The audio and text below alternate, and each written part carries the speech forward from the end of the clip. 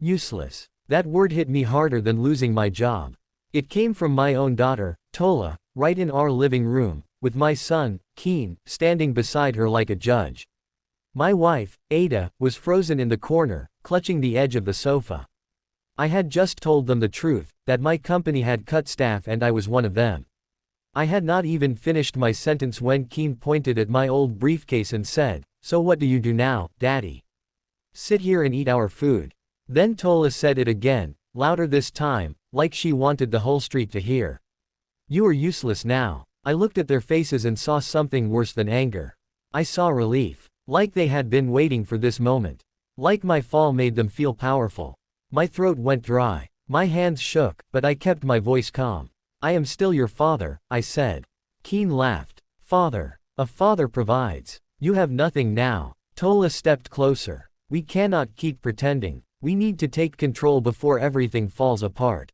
That is when I noticed the folder in Keen's hand. A thick brown file. My name was on it. My full name. I felt a cold fear in my stomach. "Where did you get that?" Keen did not answer. He opened the file and showed me papers with stamps and signatures. It looked like a bank document. Then he smiled a smile that did not feel like my son's smile. "Daddy," he said, "we already spoke to someone. Since you are not working anymore, we will help you by taking over your accounts. You will sign tonight. It is for your own good." I stared at the papers. My children were not just insulting me. They were trying to take my life from me. My house. My savings. My future. Ada finally spoke, her voice small. "Keen, Tola, what is this?" Tola's eyes flashed. "Mummy, please. We are tired. This man has been controlling everything for years. Now he is finished. We have to protect ourselves." I could hear my own heartbeat. The room felt too quiet, like the air was holding its breath. I slowly raised my hand. "Put that file down." Keen shook his head. "You will sign, Daddy. Or we will make sure you do not touch anything again." I took a deep breath and forced myself to smile, even though I felt like crying. I nodded once. "Okay," I said softly. "I will sign." Tola relaxed a little, like she had won. Keen placed the file on the table and pushed it toward me. He even brought a pen. But as I reached for it, my phone vibrated in my pocket. One message. It was from someone I had been waiting to hear from. I did not open it in front of them. I just slid the phone back, calm and quiet, and picked up the pen. Keen leaned forward. "Sign the first page." I looked down at the papers, then up at my children. They thought I was trapped. They did not know I had planned for this day all along. And they also did not know that the next time I stood up in this house, it would not be as a man begging for respect. It would be as a man ready to expose everything. I moved the pen toward the line where my signature should go, and I heard Tola whisper, "Finally." But before the pen touched the paper, the front door suddenly opened. Someone walked in without knocking. And the voice that followed made my blood run cold. "Mr. Daniel Okoye," the stranger said, "we need to speak with you right now. It is urgent." Keen snatched the file back. Tola grabbed Ada's arm. And I realized this was not just a family fight anymore. Who was this stranger, and what did he know about the plans my children were making behind my back? The man at the door wore a simple shirt and dark trousers. He looked serious, not angry, just focused. In his hand was an ID card and a small notebook. "My name is Mr. Ibe," he said. "I am from Sterling Trust Bank. I am looking for Mr. Daniel Okoye." Keen stepped in front of me quickly. "Why are you here? We were just discussing family matters." Mr. Ibe looked at Keen, then looked back at me. "Sir, I came because there has been unusual activity on your accounts. Someone tried to change your account ownership and signatory details this afternoon." Ada gasped. Tola's face went stiff, like someone had slapped her with a cold cloth. Keen forced a laugh. "That is normal. We are his children. We are helping him." Mr. Ibe did not smile. The request did not come from him. It came from a third party, using documents that did not match our records. My eyes moved to the brown file in Keen's hand. I said quietly, "What third party?" Mr. Ibe opened his notebook. "A man named Barrister Nusu submitted forms and requested emergency access. He claimed you were sick and unable to manage your finances." Tola swallowed hard. "That is not true." Mr. Ibe nodded. "That is why I am here. Sir, Are you sick? Are you unable to manage your accounts? Keen jumped in. He lost his job. He is not thinking straight. Mr. Ibe turned to Keen again. Losing a job does not make someone legally incapable. Sir, please answer. I took a slow breath. I am not sick. I am not incapable. Mr. Ibe's eyes narrowed. Thank you. Then this is a serious issue. Someone is attempting financial control without your consent. Ada's hands started shaking. Keen, she whispered, what did you do? Keen's face tightened. Nothing. I was protecting the family. Tola spoke fast, like she was trying to cover a hole before it leaked. Daddy, you do not understand. You were the only one holding the money. We do not feel safe. I stared at her. So you decided to steal it. It is not stealing, she snapped. It is taking responsibility. Mr. Ibe cleared his throat. Sir, we will freeze certain changes until we confirm everything. But I must warn you. If someone is forging documents, it can become a police matter. The word, police, made the room tense. Ada sat down slowly, looking like she might faint. Keen raised his voice. You cannot threaten my family in my father's house. Mr. Ibe's voice stayed calm. I am not threatening anyone. I am stating policy. I watched my children carefully. Keen's jaw was tight. Tola's eyes were darting. They looked like people caught doing something wrong, not like children trying to help. Mr. Ibe turned to me. Sir, there is something else. The same barrister asked about a property transfer. Your house. He claimed you were ready to sign it over. Ada covered her mouth. Our house. Tola shouted, that is a lie. But the way she shouted told the truth. Keen said quickly, it is a misunderstanding. I looked at Mr. Ibe. Thank you for coming. I will handle this. Mr. Ibe nodded. I will send you the official report. Please do not sign anything tonight, sir, unless you speak to your own lawyer.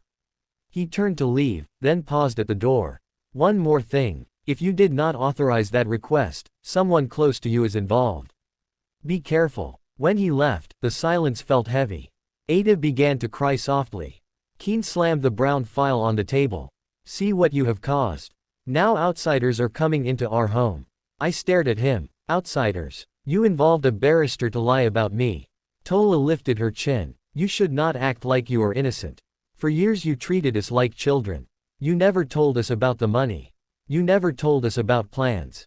Now you want us to suffer because you lost your job. I took one step closer. I did not want you to suffer. I wanted you to learn. Keen laughed bitterly. Learn what? That a man can become nothing overnight. I felt a wave of sadness. Not because they were rude, but because they did not know who I really was. They only knew my salary. They only respected my pay slip. I said calmly, go to your rooms. I need to think. Tola shook her head. We are not leaving. You will sign those forms. If you do not, we will take other steps. Ada looked up, frightened.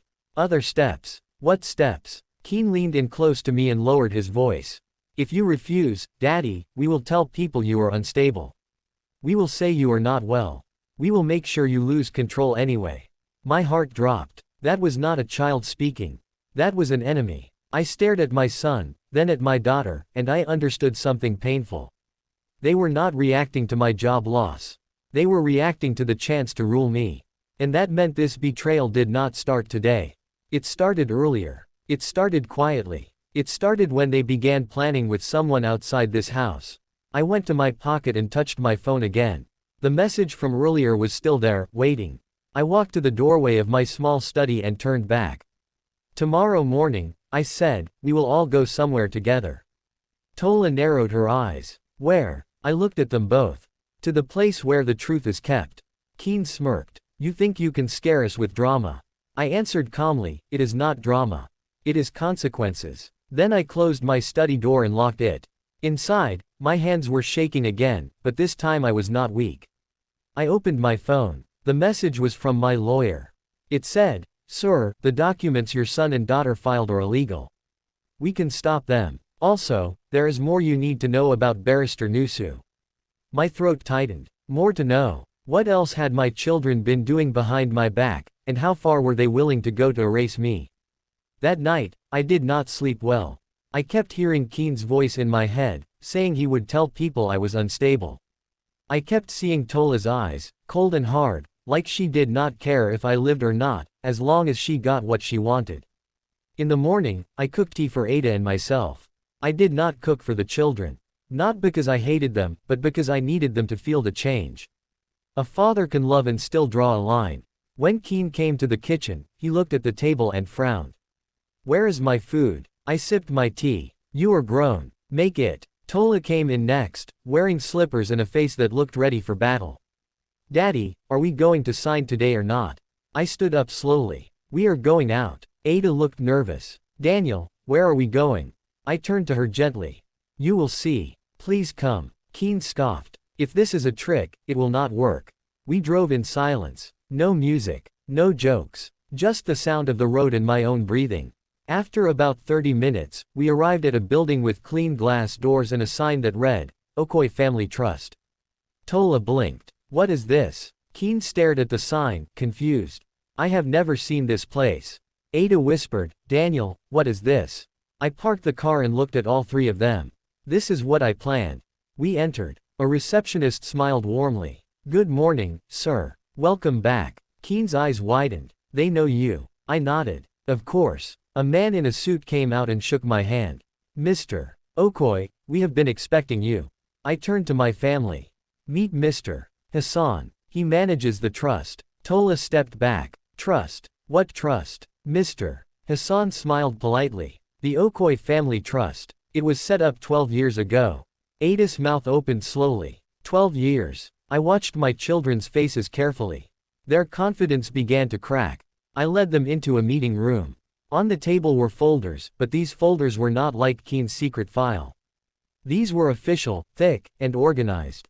Mr. Hassan spoke gently, like a teacher. Speaking to children. Mr. Okoye created this trust after he noticed certain risks in his work.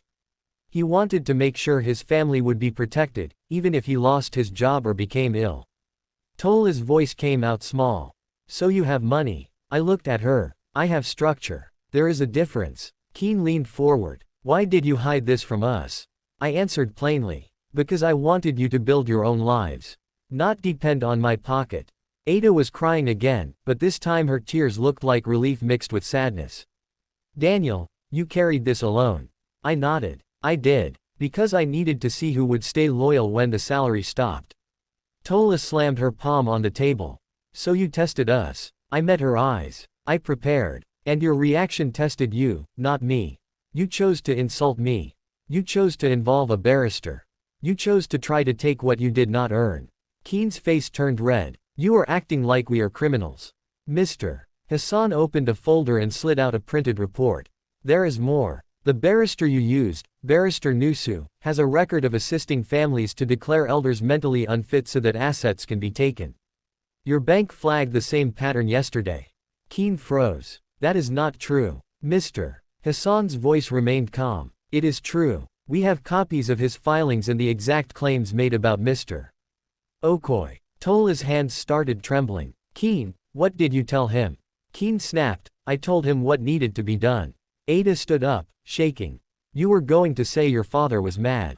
Keen looked away. "He did not deny it." I leaned forward. "This is the truth. You were ready to erase me while I was still alive." Tola's voice cracked. "Daddy, we were scared." I nodded slowly. "You were not scared. You were hungry." Silence fell. Then Mr. Hassan said something that made the room colder. "There is also a second issue," he said. "Yesterday, someone tried to access the emergency clause in the trust." Ada looked confused. "Emergency clause?" Mr. Hassan nodded. "If Mr. Okoye is declared unfit, control shifts temporarily to the next listed trustees." Tola swallowed. "Who are the next trustees?" Mr. Hassan looked at me, then at them. "It lists Keen Okoye and Tola Okoye as possible trustees, if certain conditions are met." Keen's eyes lit up for a moment, then he tried to hide it. "So we can take over?" I raised my hand. "No. Because the condition is not just my job loss. It requires medical confirmation by an independent doctor and approval by my personal lawyer. You tried to bypass that by lying." Keen's voice rose. "Then what now? Are you going to punish us and throw us out?" I looked at Ada, then back at my children. My voice was calm but firm. "Today," I said, "you will learn what planning really means." Planning is not stealing. Planning is discipline. Mr. Hassan slid another folder toward me. Sir, should I proceed with the restriction order? Restriction order. Keen's eyes widened. What restriction order? I opened the folder and saw the document inside. It was an instruction that could freeze any benefit my children could receive from the trust until certain conditions were met. Conditions like honesty, accountability, and change. I looked at Keen and Tola. Their faces were full of fear now. Not because they loved me. Because they realized they might lose what they were trying to grab. I held the pen above the paper and paused. Keen's voice shook. Daddy, please. Tola whispered, Daddy, do not do it. I stared at them, feeling the weight of my choice. And just as I was about to speak, Mr. Hassan's assistant rushed into the room, breathing fast. Sir, she said, there is a man outside. He says he is from the court. He has papers. He says Mr. Okoye must come with him immediately. My stomach tightened again. Court. I turned to my children slowly. What did you do? I asked. And the fear on their faces told me the answer was something terrible. The man outside wore a simple brown jacket and held a sealed envelope. He looked official, like someone who had delivered many bad messages in his life. Mr. Daniel Okoye? He asked. I nodded. He handed me the envelope. You have been served. A petition has been filed requesting that you be evaluated for mental fitness. Ada let out a small cry. Tola grabbed my arm. Daddy, no. Keen stood still, like his body had forgotten how to move. I opened the envelope with careful hands. Inside were papers with stamps, names, and court language that sounded heavy and cold. Petitioner, Keen Okoye and Tola Okoye. My own children. They had gone beyond insults. They had gone beyond tricking the bank. They had taken me to court, trying to label me as a man who could not think. I looked at them both, and my voice came out quiet. So you actually did it. Tola started crying. Daddy, we did not mean. I raised my hand. Stop. Tell the truth clearly. Keen's lips moved, but no words came. Ada stepped forward and slapped Keen across the face. Not hard, but enough to wake the room. How could you? She shouted. How could you do this to your father? Keen finally spoke, bitter and angry. Because he was hiding everything. Because he wanted us to beg him forever. I took a deep breath and spoke slowly, so even a child listening would understand. I did not hide to punish you. I hid to protect you. Money without character destroys children. And now I see what I feared. The court messenger cleared his throat. Sir, you have a date. You must appear next week. I nodded. Thank you. I will handle it. He left. Inside the meeting room, everyone was silent again. Only Tola's quiet crying filled the air. Mr. Hassan spoke carefully. Sir, this is serious, but it is also weak. If it is false, it can backfire on them. I looked at my children. Backfire is not what I want. Truth is what I want. Keen snapped. Truth. You want truth. The truth is that you controlled everything. You made us feel small. I nodded. Yes, I controlled the money. Because I earned it. But I did not control your future. You chose to depend. You chose to wait. You chose to plan a takeover instead of building your own lives. Tola wiped her face. Daddy, I am sorry. Keen said it was the only way. He said if we do not act now, we will suffer. I turned to her. Suffer how? You are educated. You are healthy. You can work. But you wanted comfort without effort.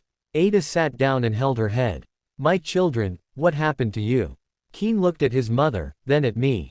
His eyes were hard again. So what are you going to do? Cut us off. Destroy us. I leaned forward and spoke plainly. I am not going to destroy you. I am going to let you face consequences. Mr. Hassan opened a file and showed them a clear chart. This trust provides support for family needs, but only under the rules Mr. Okoye set. It is not a free bag of money. It is a system. Keen's voice dropped. And what are his rules? I answered. Education support, health support, and emergency support. But personal luxury is earned, not given. And any child who tries to steal control loses access until they complete corrective steps. Tola looked up, panicked. Corrective steps. I nodded. You will withdraw the court petition. You will sign a confession that the bank documents were false. And you will apologize publicly to your mother, because you dragged her into shame. Keen laughed without humor. Publicly. You want to embarrass us. I shook my head. No. You embarrassed yourselves when you called your father useless. You said it with confidence. So now you will correct it with the same confidence. Ada looked at me, shocked. Daniel. I held her gaze gently. Ada, they must learn. Love without discipline becomes poison. Keen stood up fast. I will not do it. I stood too, calm. Then you will face the law for forgery and false petition. Tola cried harder. Daddy, please. Keen's eyes turned wild. You cannot do that. We are your children. I answered, exactly. That is why you thought you could get away with it. Mr. Hassan spoke carefully. Sir, we can also file a counterclaim. It will show the court that the petition is malicious. I nodded. Do it. Keen's face went pale. Daddy, wait. But I was already moving. Not in anger. In clarity. Because now the story was no longer about a job loss. It was about respect, truth, and a line that had been crossed. I turned to Keen and Tola one last time before we left the building. Next week, I said, we will go to court. Tola whispered, Daddy, are you going to send us to jail? I looked at her with sad eyes. That depends on what you do before then. Keen clenched his fists. I will fight you. I nodded slowly. Then you will learn what planning looks like when it meets the truth. We walked out to the car, and Ada held my arm, trembling. Daniel, she whispered, what if they ruin your name? I looked straight ahead. They already tried. But they do not know something. Ada swallowed. What? I said quietly, I planned for this day all along. And my plan includes evidence. As we drove away, my phone buzzed again. A new message from my lawyer. It said, Sir, we found the audio recording you requested. It clearly shows your son discussing the plan with Barrister Nusu. I gripped the steering wheel. An audio recording. That meant the next chapter would not be guesses or shouting. It would be proof. And once proof enters a room, lies start to suffocate. The day of court came quickly. Ada did not sleep the night before. She kept praying softly. I stayed calm, not because I was made of stone, but because I knew the truth was strong. We arrived at the courthouse early. My lawyer, Mrs. Ease, greeted us and handed me a folder. Inside were printed bank reports, the trust documents, and the most important item, a small flash drive. That drive has the audio, she said. And there is also a written message from Barrister Nusu admitting he was told you were mentally unfit. Ada's eyes filled again. My children did all this. Mrs. Ease nodded. They were influenced, but they also made choices. The court will see that. Keen and Tola arrived later. They looked different. They were not confident anymore. Their clothes were neat, but their faces looked tired and scared. When they saw me, Tola started crying immediately. Keen tried to look hard, but his eyes kept shifting away. Inside the courtroom, the judge sat high and quiet. The judge listened as the petition was read. It said I was unstable, forgetful, and unable to manage money. It said my children were concerned for my safety. The judge looked at Keen and Tola. Is this true? Keen nodded. Yes, my lord. Tola hesitated, then nodded too, even while crying. My stomach tightened. Not because I feared the lie, but because I hated hearing my children push the lie further. Then it was my turn. Mrs. Ease stood and spoke clearly. My lord, this petition is not about safety. It is about control. We have evidence that the petitioners attempted to force Mr. Okoye to sign over his accounts and property. They also tried to change banking details using false claims. The judge's eyes sharpened. Do you have proof? Yes, my lord. Mrs. Ease handed the judge the bank report. She handed the court the trust's written statement. Then she asked for permission to play an audio recording. The judge allowed it. The room went quiet. The audio played through a small speaker. And there was Keen's voice, clear as day. He was speaking to Barrister Nusu. He said, we just need you to say he is not okay upstairs. Once the court signs, we control everything. My sister agrees. My mother is weak, she will not fight us. Ada covered her mouth and sobbed. Tola cried out loud, no, no, no. Keen's face went white. His knees looked like they might fail him. The judge raised a hand for silence. The judge's voice was firm. So this was a plan, the judge said, looking at Keen. Not concern. Keen stammered, my lord, I was under pressure. The judge turned to Tola. And you? Tola fell to her knees. My lord, I am sorry. I followed my brother. I was afraid. The judge leaned forward. Afraid of what? Tola cried, afraid of losing comfort. Afraid of struggling. We wanted to take over because we thought Daddy's job loss meant our life would end. The judge nodded slowly, like someone who had seen this before. So you tried to end his life in another way, by erasing his rights. Keen's voice broke. My lord, please. The judge looked at me. Mr. Okoye, what do you want?